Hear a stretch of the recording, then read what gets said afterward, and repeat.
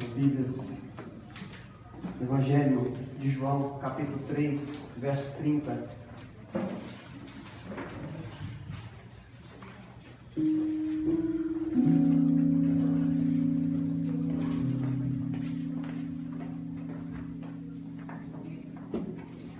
João 3:30. Você viu que tem alguém que está do seu lado aí sem a palavra? Junta com ele aí para vocês acompanharem junto.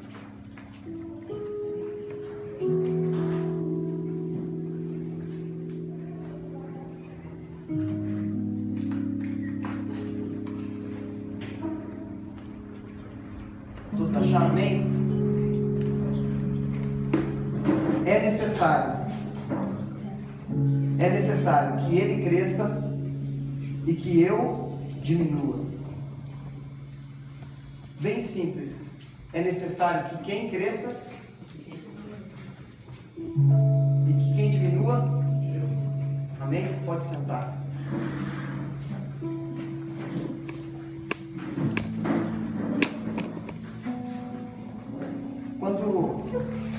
Ontem nós estávamos louvando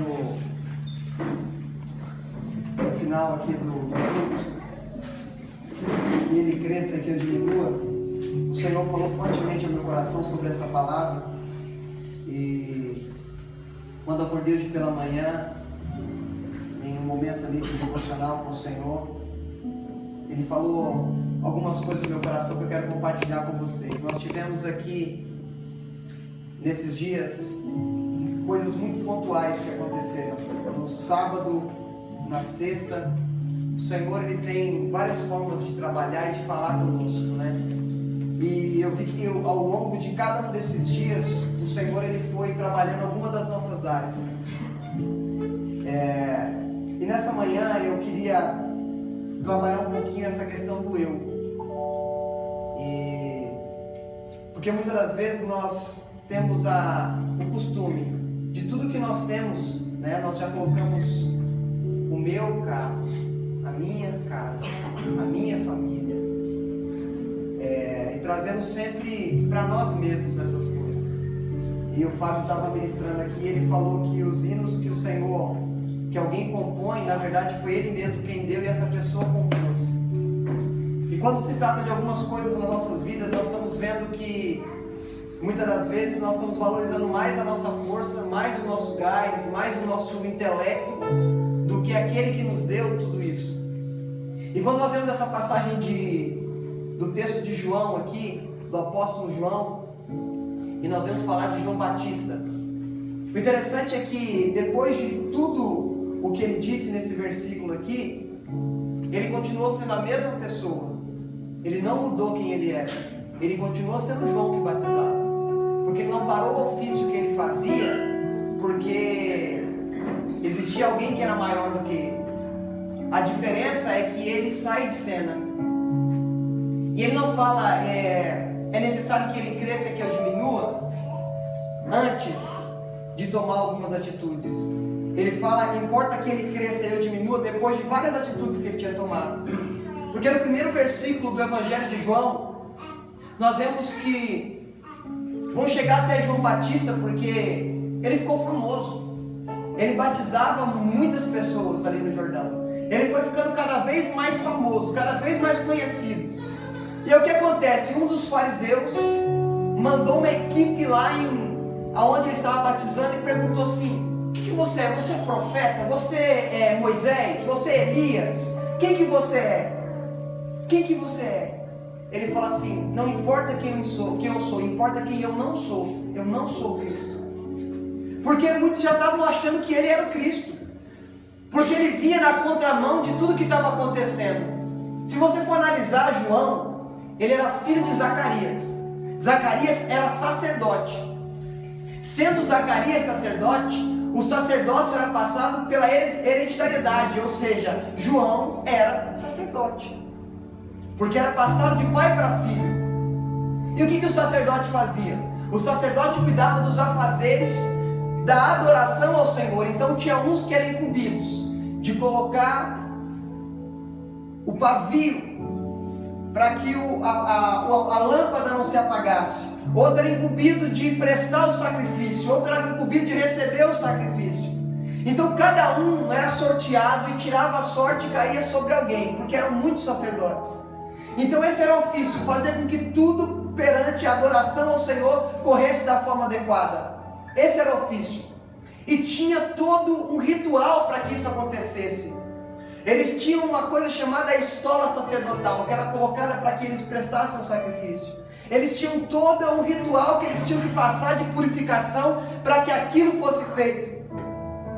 Não adiantava simplesmente eu acordar e falar assim, eu vou sacrificar o Senhor. Tinha todo um ritual que o sacerdote tinha que passar. Em Levíticos nós vemos isso. Nós tivemos aqui a Escola do Reino e nós apresentamos algumas coisas concernentes ao tabernáculo. E todo sacerdote ele tinha que ter uma vida de santidade ao Senhor. E o que diferenciava o sacerdote dos outros, primeiro, era a linhagem sacerdotal. E segundo, eram as características que o sacerdote tinha que ter. Então quando a gente vai ver, ó quão bom e quão suave é que os irmãos vivam em união, vai dizer uma coisa específica. É como o óleo que desce sobre a barba de Arão. Arão foi o primeiro sumo sacerdote. E qual que era a função desse óleo que descia sobre a barba de Arão? Porque existiam pessoas que eram cegas. Eles precisavam saber que tinha um sacerdote passando. E quando ele derramava o óleo sobre a barba, ele passava esse óleo que tinha um aroma, pingava da sua barba, e aonde passava, quem não conseguia enxergar que era o sacerdote, pelo cheiro sabia, o sacerdote acabou de passar aqui. Isso unia quem? A quem precisava prestar o sacrifício, a quem prestava o sacrifício. Tinha todo um ritual, tinha toda uma liturgia. E esse João Batista que batizava, que Batista era porque ele batizava e não era sobrenome, era o ofício. Então quando ele passava ali no Jordão, tinham pessoas que ficavam reparando, mas ele não está com estola sacerdotal, ele não está com aquela linguajar que os fariseus, os saduceus, os principais da sinagoga usam. Ele não vem falar e manipular os textos sagrados para que a gente fique preso a eles. Em vez de vestir estola sacerdotal, João Batista vestia a pele de camelo. Em vez de comer o pão da preposição, ele comia mel silvestre e comia gafanhoto. Era totalmente diferente o lugar que ele morava, que ele habitava. Ele preferia ficar em um lugar que ninguém queria ficar. Ele queria pregar em um lugar, ele preferia pregar em um lugar que ninguém queria. Porque enquanto estava tendo um culto no templo, ele estava no meio do deserto, onde o sol estava mais quente, e ele pregava uma palavra. Ele pregava assim: raça de víbora, quem vos ensinou a fugir da ira futura? Ele pregava: arrependei-vos porque é chegado o reino de Deus, e batizava. Enquanto muitos estavam reunidos ouvindo as palavras dos fariseus, tinha uma outra multidão que estava ouvindo uma palavra totalmente diferente. Enquanto a congregação lá em Jerusalém estava vazia, o deserto estava cheio, porque não importava a veste que ele vestia, não importava se ele estava falando igual todo mundo falava. O importante é que quando ele falava, as pessoas eram levadas a uma coisa: arrependimento. Ele falava assim: arrependei-vos porque é chegado o meu reino. Arrependei-vos porque é chegada a minha vontade. Não, ele falava: arrependei-vos porque é chegado o reino de Deus e não o meu. Você vai ver que em toda a trajetória de João, ele nunca se colocou em um pedestal para ser adorado.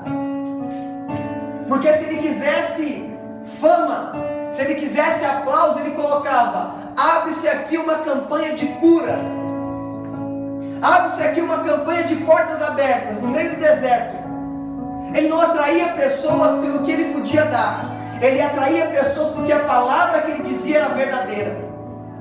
Imagine você, ao invés de ir para um templo que tinha um conforto melhor do que o deserto, porque o templo, ele tinha um espaço para as pessoas ficarem. O templo tinha acomodações. Ao invés de preferir ir para um templo em que eu tenho uma estrutura, eu prefiro ir para um lugar que não tem estrutura nenhuma, mas que eu ouço uma voz que eu entendo que é verdade.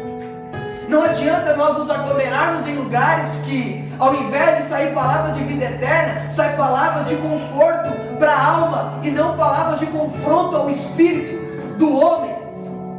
Não adianta nós irmos e sermos movidos pela massa e dizer assim: olha, vamos lá porque está acontecendo isso, e junto à multidão para receber coisas de homem. O que João Batista sempre fez foi pregar a contramão daquilo que estava sendo pregado. Nós vamos ver que Jesus não faz crítica a João Batista. Jesus faz crítica aos fariseus. Vocês dão dízimo até da hortelã, do coentro, mas não fazem isso da forma correta. Fazem o certo da forma errada. Não adianta eu chegar na presença do Senhor e querer adorar Ele. Nós ouvimos ontem isso, e eu vou voltar a dizer: não adianta nós chegarmos como carnais e queremos adorar mostrando que nós somos espirituais. Não adianta. Não adianta eu querer influenciar quem está do meu lado com a mão levantada dizendo que eu estou adorando, porque Deus conhece o que está dentro. O que ele diz para os fariseus? Olha, vocês por fora estão muito bonitos, mas são sepulcros caiados, porque por dentro a morte. Não adianta nós queremos impressionar ninguém, porque aquele que conhece, esquadrinha meu coração, sabe qual que é a real intenção do que eu estou vivendo. João Batista não estava para agradar ninguém.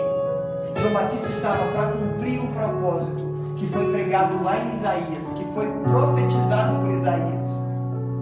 Quando chegam até ele, ao invés de ele falar assim: não, vem aqui comigo, que a partir de agora, quando você andar comigo, você vai receber uma nova revelação. A partir do momento que você andar comigo, você vai ter uma novidade de vida. Pelo contrário, ao invés de trazer pessoas para si, ele sempre devolve essas pessoas para quem é de direito. O Senhor não quer uma geração de filhos mimados, como eu disse aqui alguns domingos atrás, de filhos imaturos. Nós temos que ter uma mentalidade de Cristo e não a mentalidade de homem. A mentalidade do segundo homem e não do primeiro. Não temos que ter a mentalidade de Adão, temos que ter a mentalidade de Cristo. E João Batista, gente, vocês não imaginam a proporção de gente que estava na beira do Jordão. Era uma multidão enorme. Alguns porque gostavam da mensagem mesmo que confrontava. Outros porque ficaram impressionados com a audácia de um profeta falar tudo aquilo em uma casa. Ele tem capacidade de chegar na porta do palácio e falar que a esposa do rei de Judá era adúltera. E o que podia custar isso? Podia custar uma morte. Ele não estava ligando para o que ia repercutir a mensagem que ele estava falando. Ele estava importando que as pessoas ouvissem aquilo que era para ser falado.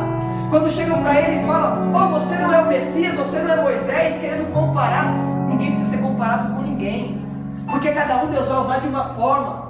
Uns Deus vai usar através da palavra, outros através do louvor, outros através da intercessão. Para cada um Deus determinou um ministério específico, e não tenho que ficar me comparando a outros para falar assim: ah, eu sou parecido com Moisés, ah, eu sou parecido com Paulo. Não, você é parecido com você mesmo. E o importa é que nós nos pareçamos com uma pessoa só, que é Cristo. Porque não adianta ser como Moisés. Moisés era melancólico. Ao mesmo tempo que estava lá no Monte Sinai, ele estava lá depressivo dentro de uma tenda. Não adianta ser como Paulo e querer tudo que Paulo fez. Nós temos que ter referenciais, temos. Terrenos é bom, mas isso só vai te ajudar em alguns momentos, mas não em todos os momentos. Mas quando nós olhamos para Cristo, Ele vai nos ajudar quando tudo vai bem e quando tudo vai mal. Quando tudo estiver indo do jeito que eu quero e quando tudo estiver indo do jeito que eu não quero. Porque Ele não é condicional. Ele não te ama quando você está bem. Ele te ama quando você está bem, quando você está mal. Quando você chega cheio de traumas, cheio de perguntas para o Senhor, questionando por que Ele está fazendo isso e não falando para que Ele está fazendo isso, Ele vai continuar te amando. Não precisamos de destaque, não precisamos de holofote, não precisamos de um ambiente em que nos vai destacar. Precisamos de um ambiente que vai destacar quem Ele é e não quem nós somos. E importa que Ele cresça e eu diminua. No dicionário, crescer Uma das traduções que eu achei interessante é aumentar de intensidade. Quando eu falo que importa que ele cresça, que aumente a intensidade dele em mim, que aumente a intensidade dele através de mim, que eu diminua, tornar cada vez menor. Todos nós, quando temos uma certa idade, eu estava falando do João Pedro com a Giane, eu fiquei impressionado com como ele cresceu. De uns tempos para cá, eu fiquei um tempo sem ver o João Pedro, irmão da Giane, e quando eu vi ele, eu fiquei abismado da altura que ele está. Ele cresceu muito rápido. Então nós, naturalmente, temos um processo de crescimento. Nós crescemos na estatura, alguns, né? O Júnior cresceu na estatura. A gente vai crescendo, vai desenvolvendo, a gente vai fazendo. Eu lembro que eu fazia uma marquinha para saber no azulejo de casa quanto eu tinha crescido. E era tão frustrante que era muito pouco. Então ia, né, João? Você ia marcando lá e você ia vendo, eu cresci 2 centímetros, irmão, misericórdia. A gente vai acompanhando esse crescimento. Mas o único crescimento que interessa na Bíblia não é a estatura física, é a graça e o conhecimento. E quanto mais em graça e conhecimento eu cresço, mais eu diminuo.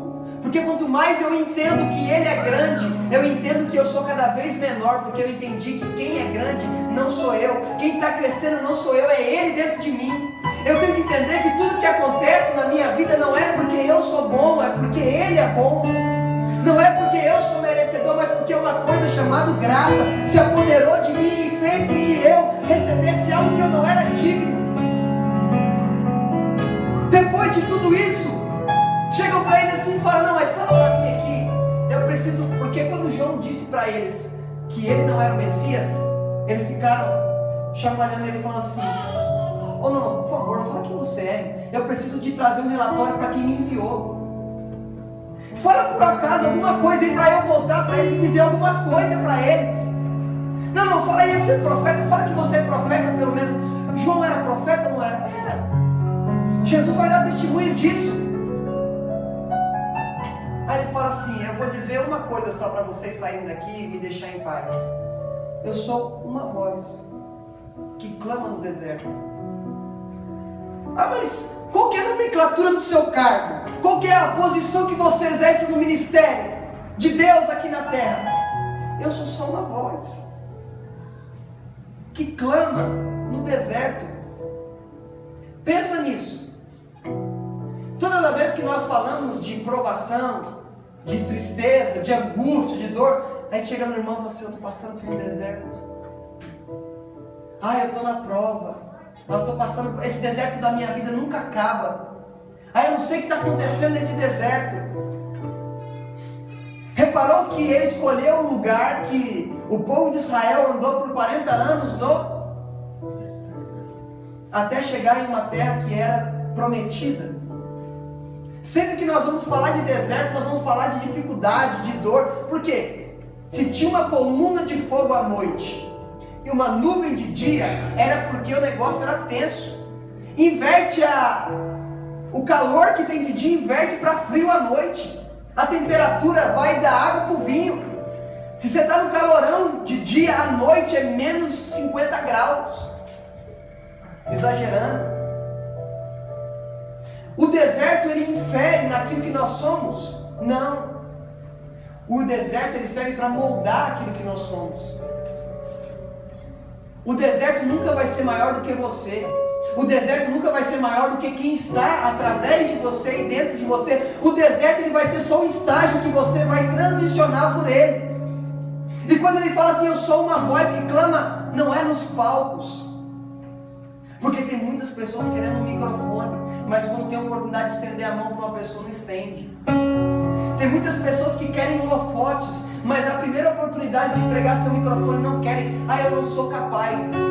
Só é capaz quando prega o microfone. Essa voz que clamava no deserto, ela não estava procurando por reconhecimento, porque não precisamos de reconhecimentos. Por que ele falava que ele era a voz e não um profeta, e não um pastor, e não um sacerdote, ele podia dizer tudo isso, porque ele estava assim apacentando um rebanho, porque ele era assim um sacerdote por direito, por herança, por hereditariedade, ele era sacerdote, e ele era profeta, mas ele não precisou de dizer quem ele era, ele precisou só de dizer que quem era Jesus Cristo, o Cristo, o ungido de Deus. O que nós precisamos é entender que nós não precisamos aparecer. Não importa quem está aqui com esse microfone na mão. O que importa é se a palavra que está saindo desse púlpito sejam palavras de vida eterna como a de Cristo. Não importa se eu tenho destaque, se vão lembrar amanhã quem é que pregou. Não importa isso. Importa se o que foi pregado foi falado no seu coração e você criou dentro de você vida. É isso que importa.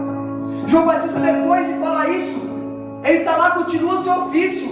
Voltaram para Jerusalém lá com a notícia, os fariseus que mandaram, e ele está lá batizando, e de repente ele está lá, raça de víbora, né? O Marcos Feliciano costumava dizer na pregação que ele falava de João Batista, ele estava lá, Surutu Cruzeiro e batizava, sua Jaguatirica, como é que é? É o nome de cobra, Urutu Cruzeiro, Cobra Coral, Cascavel, e batizando lá, uma atrás da outra. Cobra atrás de cobra jogando na água. Aí de repente ele para. Porque não estava vindo uma cobra, estava vindo um cordeiro. Não estava vindo alguém que precisava de arrependimento, estava alguém que precisava ser cumprida a profecia. Que não precisava passar pelo batismo, mas passou por um batismo. Que não precisava automaticamente de orar, mas toda vez que ele fazia o milagre, ele saía da multidão, não ficava recebendo aplauso, ele ia orar. Ele fala, esse que está vindo aí é o Cordeiro de Deus que tira o pecado do mundo. Qual que era o batismo que João pregava? O batismo de arrependimento do quê?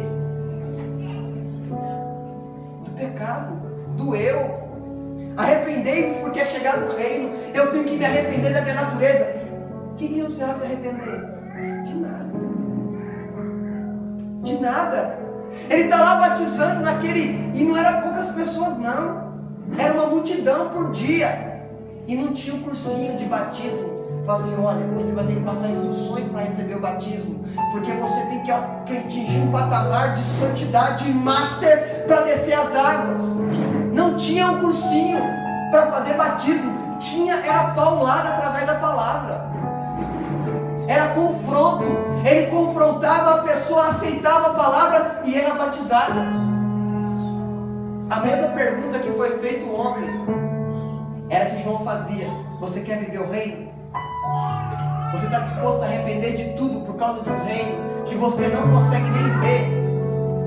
Você está a partir desse momento decidido a isso? Então vem cá. E no meio de tudo isso vem o Cordeiro de Deus que tira o pecado do mundo.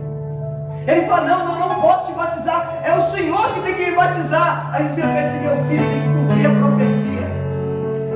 Tem que se cumprir a profecia, você vai me batizar.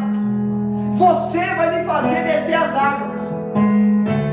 E quando Jesus está descendo as águas, vem algo sobre ele, o Espírito Santo em forma de pomba, uma forma corpórea de pomba. O Espírito Santo sobre Cristo, o ungido. Cristo significa ungido. Ele desce as águas. João Batista falou assim, eu vou batizar com água. Eu sou limitado. Eu não batizo a não ser com a substância que está na minha frente, mas vai vir um que vai batizar com fogo, que vai batizar no Espírito. É totalmente diferente. João a todo momento mostra a limitação de um homem que só poderia fazer aquilo que foi determinado, mas ele vai falar, vai vir um que vai revolucionar tudo que vocês já viram. Vai vir um que vai moldar e vai mudar a vida de vocês de forma que vocês nunca vão conseguir mais viver da mesma forma. Vocês não conhecem ele. João Batista já tinha sentido a presença do Cristo, mas ainda não tinha visto o Cristo. Sabe como? Maria vai visitar Isabel.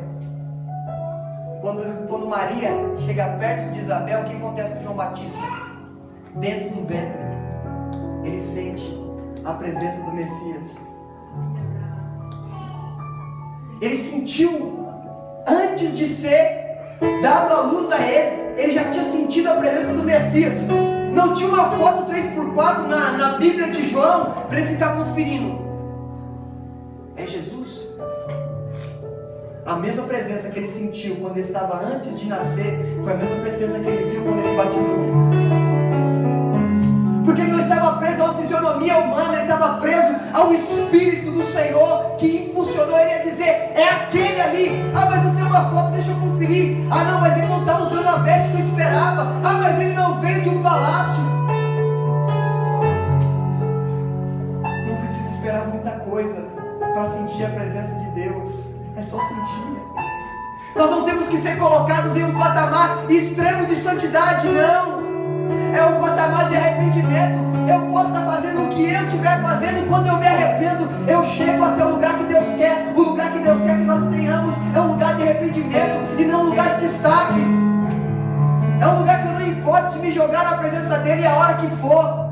Que eu não importo com o ambiente, eu não me importo com o que vão pensar, eu não me importo se vão me olhar torto com a forma com que eu estou adorando. O que importa é que a presença dele faz com que eu sinta que eu não sou nada. Ah, mas Deus está te humilhando. Ah, mas Deus está colocando você num patamar muito baixo. Deus não me coloca em lugar nenhum.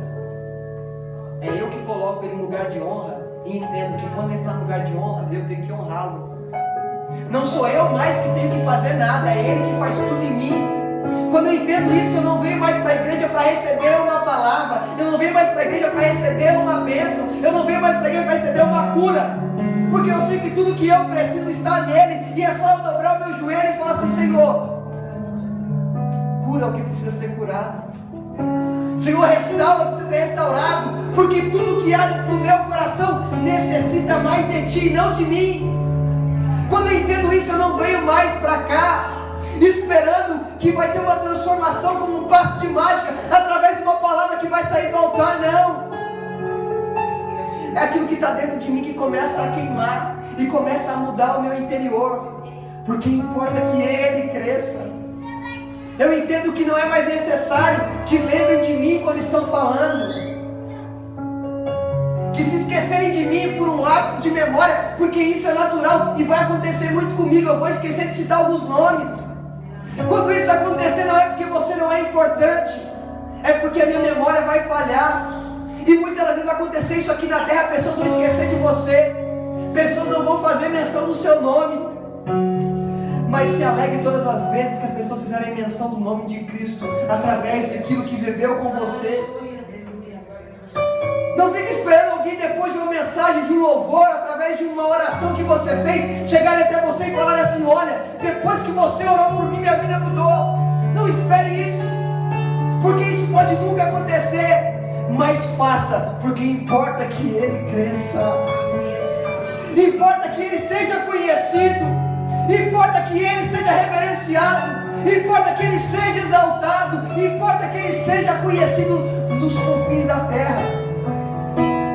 Eu já disse aqui, vou voltar a repetir: se o meu e o seu nome fosse tão importante, quando nós fomos arrebatados dessa terra, nós não receberíamos uma pedrinha branca com um novo nome. Seu nome seria mantido lá. Se fosse tão importante o seu nome, ele não mudaria na eternidade. Porque não importa, ele não vai falar assim: eu conheço o seu nome. Ele fala assim: eu conheço você, ou eu não te conheço. O que importa para ele é você. Sabe qual que é a nossa mente? Ela vê Deus vendo a gente do jeito que a gente está aqui. A roupinha que a gente veste, o cabelinho que a gente penteia. Deus não está vendo a sua carcaça, isso é carcaça. Deus não está vendo o seu corpo.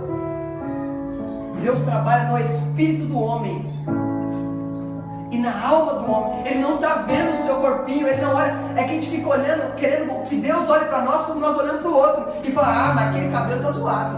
Ah, mas aquela roupa não está ornando. Ah, mas aquele brinco é assim. Deus não olha assim. E primeiro, Deus não olha preso a uma cronologia humana. Deus olha através da eternidade. Nós não conseguimos dimensionar isso porque nós estamos presos a esse tempo que eu falo sempre, que é o cronos, cronológico. Ele está na eternidade vendo você, abraçando Ele. Tem uma série que eu estou assistindo que chama Flash. que ele consegue voltar no tempo. Ele consegue ver algumas coisas que aconteceram, tentar mudar. E toda vez que ele tenta mudar o passado, ele interfere no futuro. Deus é tão perfeito que ele não precisa ficar voltando no tempo, porque ele é de eternidade a eternidade, ele é. Ele não precisa ficar voltando para mudar. Ah, peraí, eu fiz um negócio errado na vida da Carol, deixa eu mexer aqui para dar certo no futuro. Não, o que aconteceu na vida da Carol no passado não vai interferir no que a Carol vai viver no futuro. O que vai interferir é o presente dela hoje. O que vai interferir é o que eu estou vivendo hoje. Porque as coisas velhas se passaram, eis que tudo se fez novo. O Senhor nos convida não é para mudar de roupa, não é para mudar de estilo, não é para colocar um brinco, ou colocar um piercing, ou fazer uma tatuagem. Isso é muito pequeno. Deus nos convidou para, a partir do momento que eu aceitei a Cristo, eu tenho que tirar isso. Não, você não tem que tirar nada. Você tem que tirar a sua natureza adâmica e colocar a natureza de Cristo dentro e falar assim: agora reina do jeito que o Senhor quiser, agora faz do jeito que o Senhor quiser, porque até agora eu fiz errado. É isso. É Ele, não eu. É conjugar o verbo na pessoa correta. É Ele. Quando a gente vê dizer, porque para eu e para mim são todas as coisas, é porque dele e por Ele são todas as coisas. Tudo que há em mim, bendiz a minha alma, Senhor, e tudo que há em mim, bendiga quem? O meu nome. O que o salmista está dizendo aqui é um nível de complexidade alto. Porque ele não está dizendo, bendize ao meu espírito ao Senhor. Ele diz, bendiz a minha alma. A alma é incumbida dos sentimentos, do intelecto. Ou seja, com os meus sentimentos, bendiz a minha alma ao Senhor. Ou seja, trazendo para a aplicação, meus sentimentos bendigam ao Senhor. A minha inteligência, a minha racionalidade bendiga ao Senhor. E tudo que há em mim bendiga o seu santo nome e não o meu santo nome. É Ele quem perdoa todas as nossas iniquidades e sara todas as nossas iniquidades e sara todas as nossas enfermidades. É Ele quem perdoa, não sou eu que perdoo. Ele está nos chamando para um lugar de entendimento, de maturidade, de discernimento. Não é tempo mais de nós chegarmos aqui e falarmos, gente, B com A faz Bá, B com E faz Bé, B com I faz Bi. Não, isso é para criança.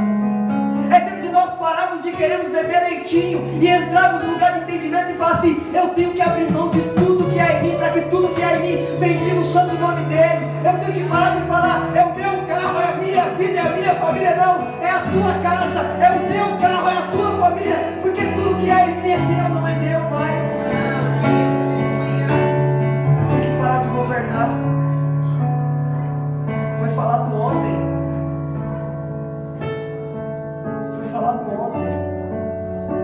Tem que sair do controle, porque quando você controla, você faz do seu jeito. Depois de dizer que Ele era o Cordeiro que tira o pecado, depois de batizar a Cristo, o que Ele faz? Ele está lá, continua o seu ofício. Aí chega alguém e fala para ele assim, João, vou te contar um negócio aqui, cara. Sabe aquele lá que você deu testemunho, que você falou que era o Cristo, que era o prometido? Sabe aquele lá? Está batizando mais que você, cara. Ele reuniu a galera, está batizando mais que você. Competição. Quem prega melhor, quem fala mais, quem canta mais. Sabe o que ele fez? Tinha 2 discípulos do lado dele. Jesus acabaram de falar com ele, Jesus passou assim, ó. Aí falou, ele é o Cordeiro, segue ele. Ele tinha discípulos que chamavam ele de Rabi, ou seja, chamavam ele de mestre. João tinha discípulos que chamavam ele de mestre. Não era qualquer um. André e Pedro. Pedro e André eram discípulos de João antes de ser discípulos de Cristo. Se você for ler o capítulo 1 de João, extensivamente, você vai identificar isso. O que ele faz? Ao invés de falar assim, não, vocês são meus discípulos, vem aqui que eu vou fazer uma reunião aqui de estratégia, Porque a partir de hoje nós vamos batizar mais de 5.000 pessoas por dia. A gente batizou 2.500, a gente vai dobrar o número. Tem uma meta aqui, eu vou colocar uma meta e vocês são meus obreiros, vocês vão ter que cumprir essa meta. Sabe o que o João faz? Segue ele lá. Ele é o Cristo, não sou eu. Ah, mas você vai perder o obreiro que você consolidou. Que obreiro? Ele é o cordeiro, meu filho. Eu que tenho que andar com ele. Eu só estou terminando o que ele mandou eu fazer. Quando eu terminar eu vou morrer. Eu não estou nem aí com o que vai acontecer. Ele é o cordeiro. Quando André e João, ou quando André e Pedro vão até Jesus, eles encontram Felipe e Natanael. Aí eles chegam até Jesus e falam assim: ô, onde o senhor mora? Onde é que é a residência do senhor? Tipo assim, vamos ver, né, quanto que... Vê se é no Morumbi ou se é em Guaianazes, né? Vai que é em Guaianazes. Onde é que o senhor mora? Quantos quartos tem sua casa? Jesus não ficou falando assim: olha, eu moro numa mansão em Miami Beach, em Galileia Beach, né? Não. Ele fala: vem ver. Eu não tenho nada para esconder de vocês. Vem ver. Porque quando Cristo fala, Ele não fica demonstrando quem Ele é. Ele te chama para provar. O Salmo vai dizer: provai e vede que o Senhor é. A gente tem que provar. Não adianta falar assim para você: olha, Deus é bom. Para mim. Para você pode não ser. É a minha visão. O que eu tenho que falar para você? Vem ver se Ele é bom ou se não é. Jesus disse isso.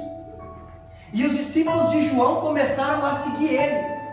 Porque João Batista não estava preocupado que ele estava perdendo os membros da igreja dele. Isso é muito pequeno. Isso é uma coisa muito pequena. Ele estava preocupado em que eles encontrassem Cristo. E quando eles encontrassem Cristo, a vida ia ser totalmente diferente. E eles seguem Cristo. Depois, mais na frente, ele vai dizer assim: eu não sou o noivo. Eu não sou o noivo. Eu sou amigo do noivo. João Batista não se coloca como noiva, porque ele sabia que ele não seria noiva. João Batista não era noiva, nós somos a noiva. Porque ainda não tinha se constituído a igreja. Não tinha tido a palavra que Jesus disse para Pedro. Jesus não tinha subido aos céus e falado: ficar em Jerusalém até do alto seja revestido de poder. Não tinha acontecido isso. Ele fala: eu não sou noivo. Eu sou só amigo do noivo. E ele fala: o amigo do noivo fica do lado do noivo e se alegra ao ouvir as palavras do noivo. João Batista, ele tem um nível de entendimento tão grande que ele fala assim: eu estou vendo tudo que vai acontecer com a noiva. Eu me contento em ficar do lado do noivo só ouvindo o que ele está falando. Eu já me alegro nisso. E aí ele vai dizer: o que importa é que o noivo cresça e que o amigo do noivo diminua. Sabe o que João Batista falou? Eu estou feliz só pelo fato de que o noivo está falando algumas coisas para mim. Eu estou feliz só do fato do noivo estar feliz porque vai encontrar com a noiva. Sabe o que o João estava falando? Eu sei tudo que vai acontecer na eternidade. E eu estou feliz só de ser amigo do noivo. E estou feliz de ver à distância a noiva. Porque nós pensamos muito nessa questão de masculino e feminino, de gênero. Nós pensamos muito nisso. Aí um homem chegar e falar: eu sou a noiva de Cristo. Está mudando o gênero. A noiva é uma figura. E eu vou dizer para ficar mais fácil: pensa no quebra-cabeça. Cada um de nós é uma pecinha desse quebra-cabeça chamado noiva. E cada parte desse quebra-cabeça vai se unindo e formando a figura da noiva. Para você, quando a gente fala de noiva, para mim e para você, geralmente vai pensar numa noiva toda maquiada, bonita, vestido esplendoroso, branco. te falar que a veste da noiva não é branca. A veste da noiva é constituída de atos de justiça. Atos de justiça não tem como você mencionar a cor.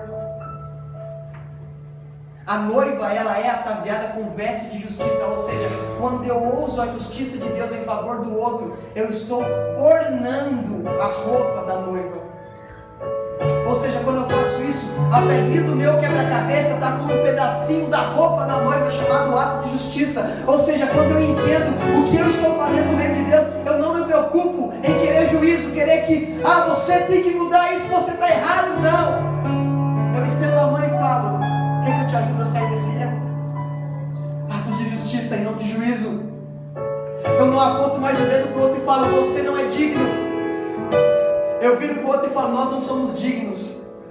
Vamos juntos a um lugar de entendimento, de arrependimento. Nós vamos chegar. Ao invés de apontar o defeito do outro, eu chego e ajudo o outro a mudar o defeito dele. Ao invés de ficar mostrando para os outros e expondo a vida do outro, eu chego no particular e falo com ele: eu sei o que está acontecendo, eu já passei por isso, eu vou te ajudar a passar também. Atos de justiça, ninguém está vendo a sua roupa. Ninguém fala a cor. Mas tem alguém que está olhando para a noiva, do lado do noivo, e fala assim: olha, eu estou feliz com a felicidade dele. Ele vai encontrar uma noiva.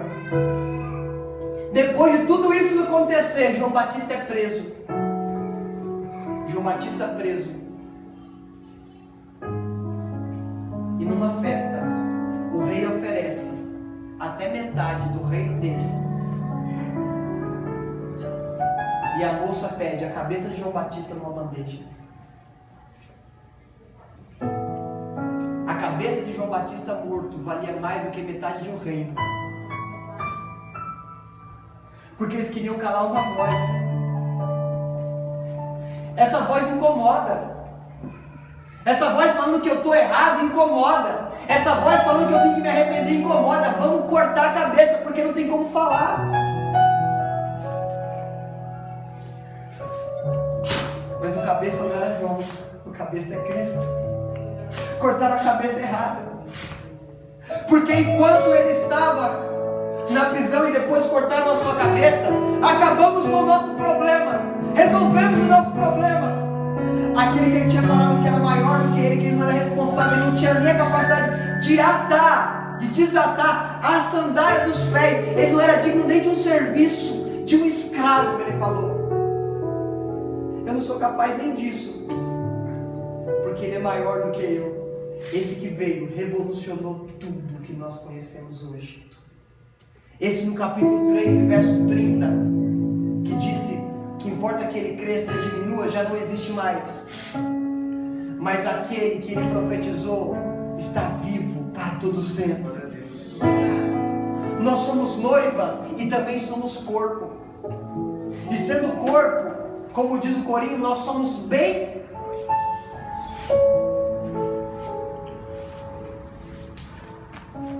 Como é que você mexe a mão? Por causa de um comando da? Por que você mexe o pé? A cabeça manda. Quando nós entendemos que nós somos só o corpo, e só não no sentido de limitação, mas no sentido de posição, nós temos que entender que o comando não tem que vir de nós mesmos. Não é o braço dando a ordem para o braço mexer, é a cabeça dando ordem para o braço mexer. Nós entendemos que cada passo nosso é direcionado pelo cabeça e não mais por nós. Aí nós entendemos que não temos que viver mais do jeito que eu quero. Eu não tenho que ir para onde eu quero. Eu tenho que ir para onde Ele quer que eu vá. Eu tenho que voltar para onde Ele quer que eu volte. Um lugar de intimidade, um lugar reservado, um lugar secreto. Deus não quer mais que a gente viva como um organismo sem vida. E tem muitas pessoas colocando prótese. A prótese funciona? Funciona. Mas a prótese não recebe comando da cabeça. A prótese vai dar a sustentação para o corpo? Vai. Mas não recebe o comando da cabeça. Não tem vida. A prótese não tem vida. O que dá o comando para aquele pedaço da prótese é um pedaço que sobrou para dentro da perna, ou que sobrou do braço. É alguma coisinha que sobrou. Não adianta nós queremos colocar prótese, porque funciona, mas não tem vida. Não adianta nós queremos colocar coisas no corpo de Cristo que vão funcionar. Tem coisas que funcionam. Se eu colocar aqui uma faixa na frente dizendo campanha dos 12 dias, vai lotar. Funciona, mas não tem vida. Porque gera pessoas até o próximo dia da campanha. E acaba a campanha, tem que fazer outra campanha. E acabou outra campanha, tem que fazer outra campanha. Porque aquilo é prótese, não é vida. O que leva pessoas a Cristo não é uma campanha, não é um congresso, não é uma conferência. É uma palavra de vida eterna chamada Cristo. O que leva pessoas à vida eterna, o que não tem que trazer pessoas no próximo culto, fazer aqui o merchan e falar assim, gente, não percam o próximo culto. O que eu tenho que falar é não percam a vida da cabeça. O que eu tenho que falar não é, olha, vem aqui que no próximo culto eu vou fazer uma oração especial e essa oração vai mudar a sua vida. As pessoas, não, tem que vir no próximo culto, eu não posso perder isso por nada, porque isso é prótese. Não vem da cabeça. Eu não tenho que fazer o que dá certo, eu tenho que fazer o que é certo. E o que é certo muitas das vezes vai custar a minha cabeça. O que é certo muitas das vezes vai afastar pessoas de mim. O que é certo muitas das vezes vai tirar pessoas do meu convívio. Ah, mas você é superior a essas pessoas? De jeito nenhum, sou igual. Às vezes até pior. O que vai diferir é porque aquilo que Deus quer fazer em nós, tem pessoas que vão atrapalhar e você vai perder pessoas na sua vida. Imagine o conflito de Zacarias com João. Zacarias no templo, João no deserto. Imagina. O sacerdote cumprindo todo o ritual da lei. Um outro sacerdote no deserto cumprindo todo o ritual da graça.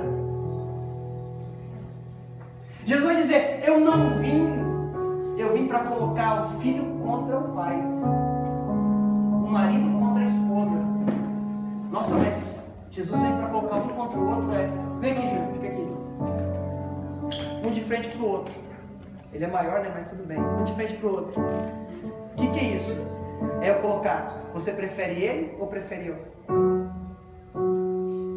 Ele veio para colocar um de contra com o outro e falar assim, quem que você prefere? Você é capaz de deixar tudo por causa de mim? Ele vai chegar no jovem rico e vai falar assim, vende tudo que tem, reparte com os pobres e segue-me. Deixa pai, deixa mãe, toma a tua cruz e vai seguindo. Jesus não nos chamou para vivermos do nosso jeito. Se for preciso abrir mão de coisas, vai abrir mão de coisas. Mas você tem que entender isso, não é porque eu estou falando que você tem que abrir mão, que você tem que abrir mão. Você tem que entender que você precisa abrir mão. E a partir do momento que você abre mão, ele não pega para si. Pega. Carol, Deus não precisa do Tiago. Tiago, Deus não precisa da Carol. Ele quer um espaço que tem que ser só dele no nosso coração. Deus chega até Abraão e fala assim, me dá Isaac. Deus pegou Isaac? Deus não pegou Isaac. Quando Abraão presta o sacrifício, chega lá para prestar o sacrifício, ele fala, não. Agora vejo que tu és fiel, temente a mim. Deus precisava de Isaac? Não. Deus precisava para mostrar para Abraão que o maior espaço no coração dele não tinha que ser para o filho que ele mais amava. Tinha que ser para Deus que chamou ele desde a casa do pai. Falou, sai do pai, da parentela, sai da casa do teu pai, sai da terra, para a terra que eu te mostrarei. Isso tem que ser mais importante do que aquilo que eu vivo. O meu chamado, o propósito da minha vida tem que ser muito maior do que aquilo que eu vivo. Ah, eu vivo em Goianás, eu vivo em Alphaville. O lugar que você vive não interfere em quem você é. Só se você deixar que interfira. O deserto nunca vai ser maior do que você. Só se você deixar que ele seja. As angústias nunca vão ser maior do que você. Só se você deixar. Mas quando você entende quem é Deus e quem é você, não tem angústia, não tem tribulação, não tem morte, não tem dor, não tem pranto que te separe do amor de Deus, que está em Cristo Jesus. Abre comigo em Gálatas, capítulo 2, verso 20. Eu estou terminando.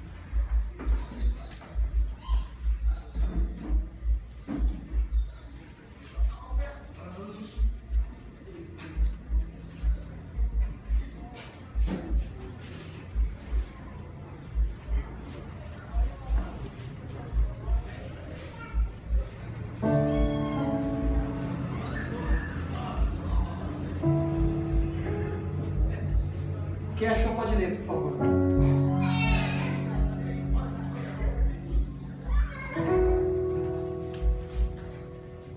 De cada vez para não preparar a mão para o lado. Quem achou pode ler. Já estou crucificado com Cristo, e vivo não mais eu, mas Cristo vive em mim. E a vida que agora vivo na carne, vivo na fé do Filho de Deus, o qual me amou e se entregou a si mesmo por mim. Quando eu entendo que não sou eu mais quem vivo, quando eu entendo que não sou eu que governo, já não vivo mais eu, mas Cristo vive em mim. Ele fala, já estou crucificado com Cristo. É incrível que tem pessoas que estão, parece que pregados na cruz com velcro, que facilmente salta da cruz, por qualquer coisa. É só fazer assim, sair da cruz.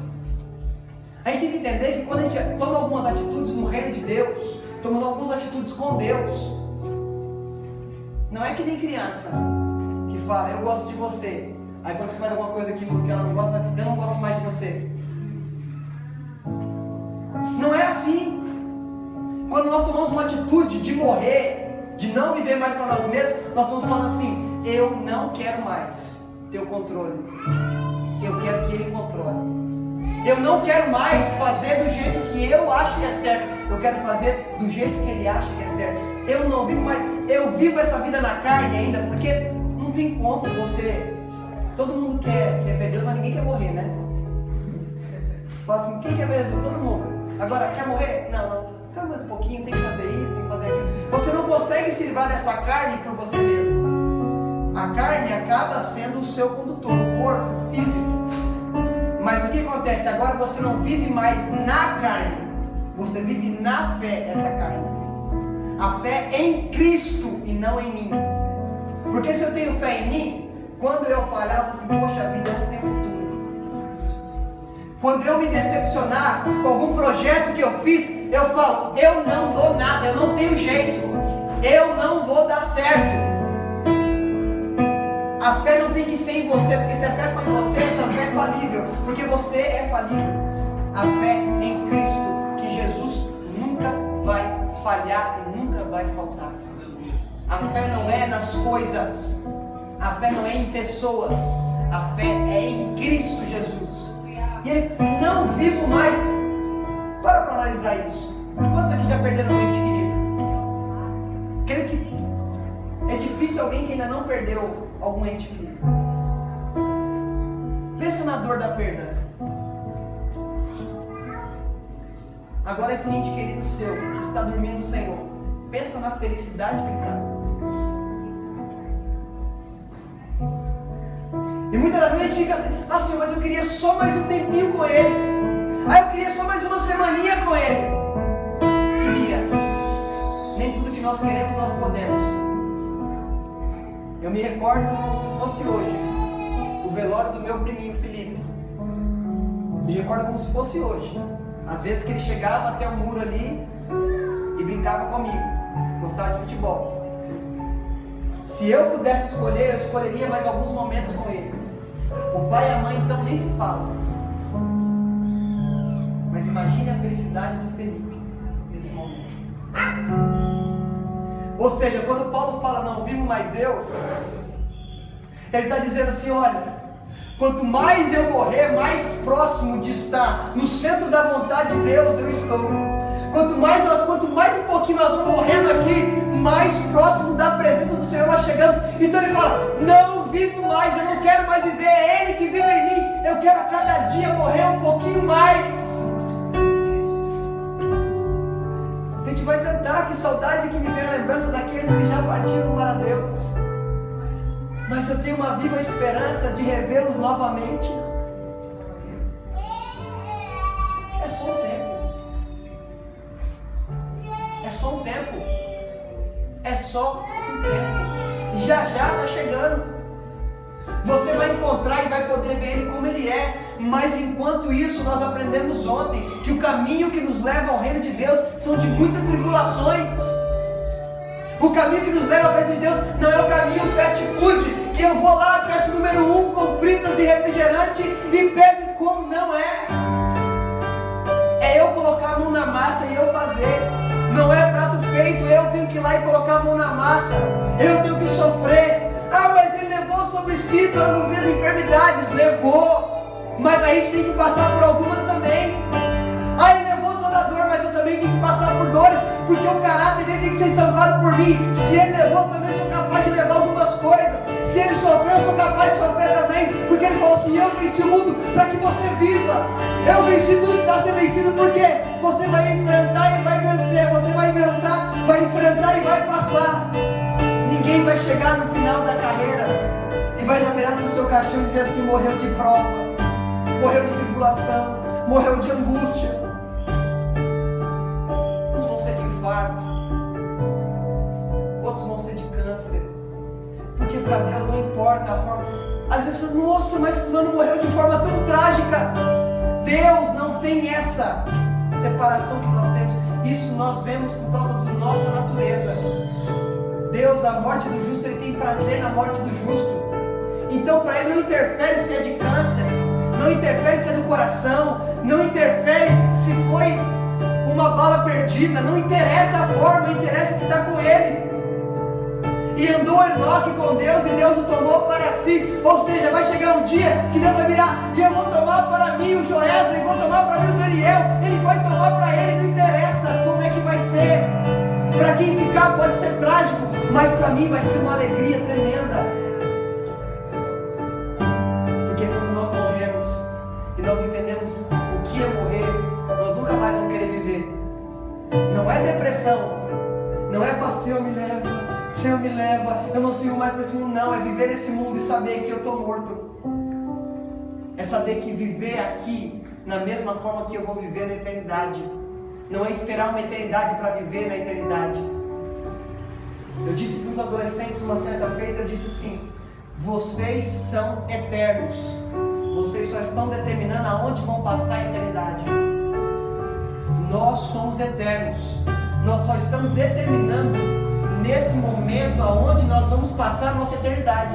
Porque eterno nós já somos. Porque a sua alma não morre. O que morre é o seu corpo. A sua alma vai receber um corpo glorificado. O que vai determinar o nosso futuro é o que nós fazemos nesse presente, nesse momento. Então não perca tempo. Não espere: ah, eu quero esperar a próxima. Não. É hoje. O lugar que nós temos que ir até o Senhor é morrer hoje. Morrer aos pouquinhos. Ou morrer de uma vez. Você determina. Nós não temos que correr para emprego. Nós não temos que correr para status, para faculdade. Nós temos que correr para Cristo. Tudo que nós fazemos nessa terra é consequência e não objetivo. Trabalhar é consequência do pecado. Estudar para arrumar um emprego maior e melhor é consequência do pecado. Nunca foi o objetivo de Deus. Mas já que nós temos que fazer isso, não esqueçamos do nosso objetivo. Que o primeiro lugar não tem que ser da faculdade, tem que ser do Senhor. Que o primeiro lugar não tem que ser do meu emprego, porque eu tenho que fazer horas extras para ganhar mais dinheiro. Para fazer o quê? O dinheiro é seu? Nós temos que entender que tudo que nós temos é dele. A faculdade, Deus permitiu você fazer faculdade, glória a Deus por isso. Fiz faculdade também. Não é uma defesa a não estudar, é uma defesa a entender por que você está estudando. Não é o objetivo da sua vida.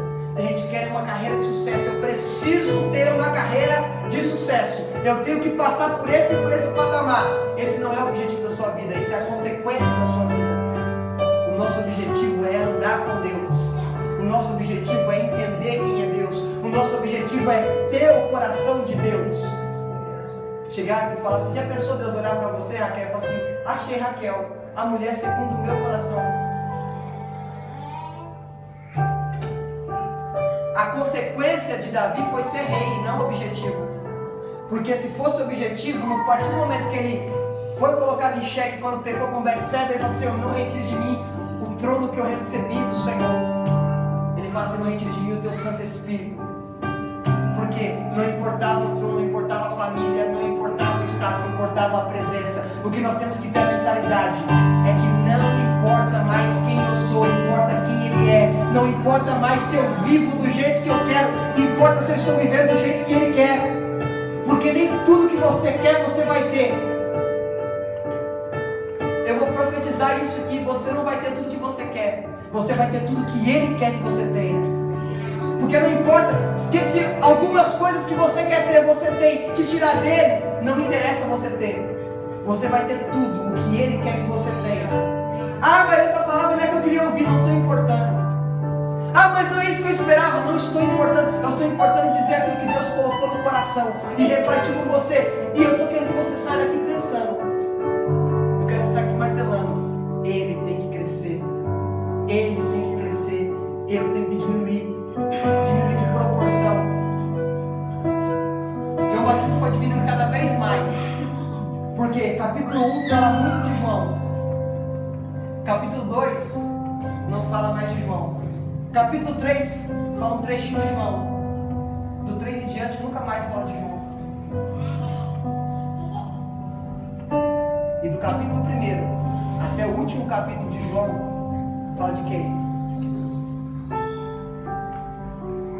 Não importa quantas vezes você vai ser mencionado, importa quantas vezes ele foi mencionado através de você.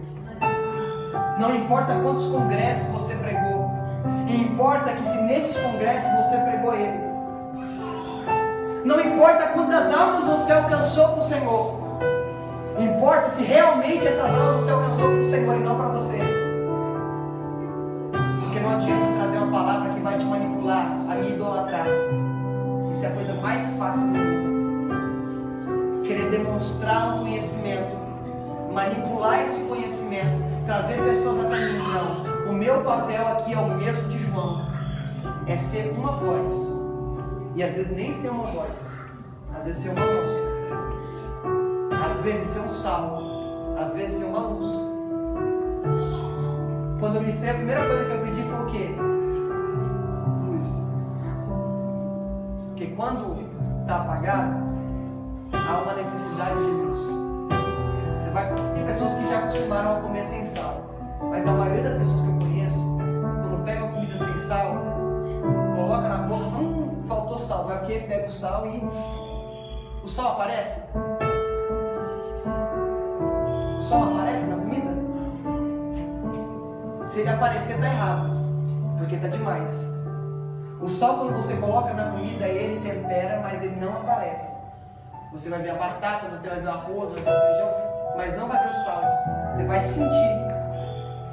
O que nós temos que entender é que não importa que nós aparecemos, importa que nós façamos a função que Ele nos direcionou, que era temperar o que está insípido nessa terra. O que importa é que nós sejamos luz para esse mundo. O que importa é que nós sejamos uma mão para acudir aqueles que estão precisando. Salmo 91, verso 7, eu vou terminar aqui. 1000 caiu ao meu lado, 10.000 à minha direita, e eu não fui atingido. Por que eu não fui atingido?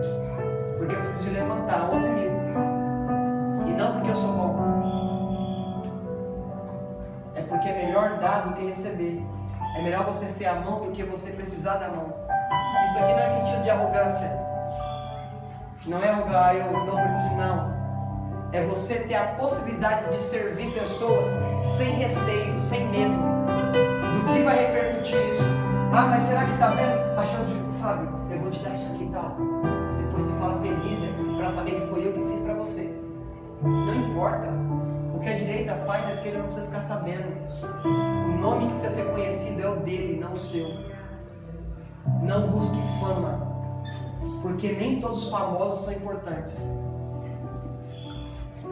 Pega a lista de famosos aí e vê. Tem um monte de gente que é famoso, mas um monte desse famoso não é importante. O único famoso e importante realmente é Cristo, que a fama dele percorreu toda a terra e foi dividido o calendário antes e depois, porque havia uma expectativa para quando ele viesse. Os profetas no Antigo Testamento profetizaram precisava. Emanuel, maravilhoso, conselheiro, Deus forte, Pai da eternidade, príncipe da paz.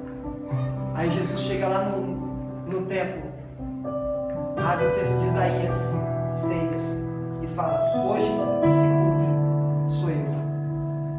A expectativa que havia no passado, depois dele não tem mais expectativa, tem a presença dele para todos sempre. Nada tira isso de você, nada tira isso de você, a presença dele. Ah, mas eu perdi meu carro, mas não perdeu a presença. Ah, eu perdi meu ente querido, mas não perdeu a presença. Ah, eu perdi o emprego, mas não perdeu a presença. Os irmãos de José viram distante lá e falaram assim: vai lá, vamos pegar ele. Pegaram ele, tiraram a túnica, jogaram na cova e falaram assim: vamos ver o que vai ser do sonho dele. Tiraram a túnica, mas não tiraram a presença de Deus na vida de José. Jogaram no poço, como quem diz: olha, não vai conseguir realizar o sonho de Deus na vida dele. Mandaram ele para o Egito, colocaram uma veste de escravo, mas não tiraram a presença dele. Colocaram uma veste de prisioneiro em José, mas não tiraram a presença dele. Colocaram uma veste de linho fino, autoridade. O homem mais importante depois de Faraó no Egito era José, mas não tiraram a presença dele. Ele continuou sendo a mesma pessoa com a túnica de várias cores. Ele continuou sendo a mesma pessoa com veste de escravo. Ele continuou sendo a mesma pessoa com veste de prisioneiro. Ele continuou sendo a mesma pessoa como governador do Egito. E não tinha uma lei dizendo para José: você tem que fazer isso, não tem que fazer aquilo. A lei vem com Moisés vem depois de José. Existia um princípio da graça já estabelecido. Existia um princípio de honra. Ele falou assim: como é que eu poderia fazer isso com meu Deus? Eu não posso deitar com você. Podem tirar tudo de você, mas não podem tirar a presença. Podem tirar o status. Ah, mas eu era semideus no outro ministério. Não interessa. O que interessa é que você é dele agora. E não é uma mudança de ministério que faz você mudar. O que faz você mudar é a mudança de caráter. Você passa as suas características de lado e pega as características de Cristo e passa a ter as características dele, não sua mais. Porque as pessoas vão chegar assim e você falar assim: mas você não era aquele que era. Agora eu sou aquele que é.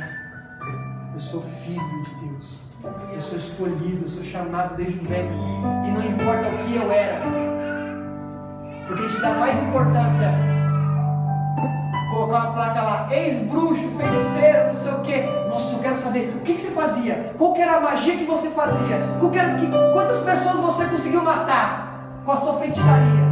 A gente fica preocupado mais com o passado do que com o que Deus está fazendo no futuro.